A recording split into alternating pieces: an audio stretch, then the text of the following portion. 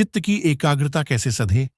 चित्त की एकाग्रता के बिना आप किसी काम में सफल नहीं हो सकते। एक फकीर था। उसके शरीर में तीर घुस गया।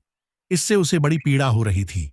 तीर खींचने की कोशिश की जाए तो हाथ लगाते ही पीड़ा और बढ़ जाती थी। इससे वह तीर खींचा भी नहीं जा सकता था।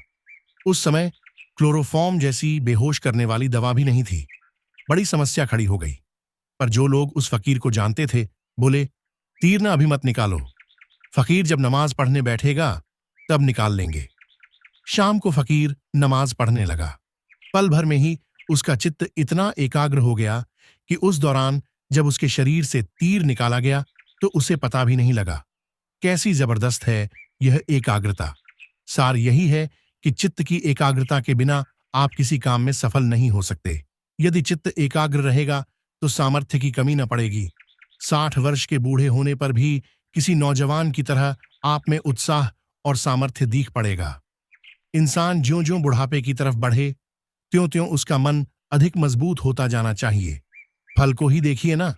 पहले वह हरा होता है, पकता है, सड़ता, गलता और मिट जाता है, पर भीतर का बीज उत्तरोत्तर कड़ा होता जाता है। शरीर भले ही बूढ़ा होता चला जाए, पर स्मरण शक्ति तो बढ़ती ही रहनी चाहिए। पर ऐसा होता नहीं। मनुष्य कहता है, आजकल मेरी स्मरण शक्ति कम हो गई है। क्यों? क्योंकि बुढ़ापा आ गया है। एकाग्रता रहे तो यह धारणा नहीं रहेगी। पर यह सधे कैसे? मन को बिल्कुल शांत करना बड़े महत्व की बात है। विचारों के चक्र को जोर से रोके बिना एकाग्रता होगी कैसे?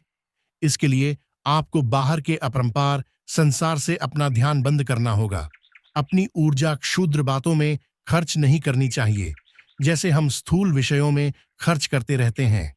साग अच्छा नहीं बना, इसमें नमक कम पड़ा, ऐसी बातों में हमारा ज्ञान खर्च हो जाता है। तात्पर्य यह है कि मन की अवस्था बदले बिना एकाग्रता नहीं हो सकती। हमें अपना व्यवहार शुद्ध करना होगा। इसके लिए उसका लक्ष्य बदलना होगा। व्यक्तिगत लाभ से ऊपर उठना होगा।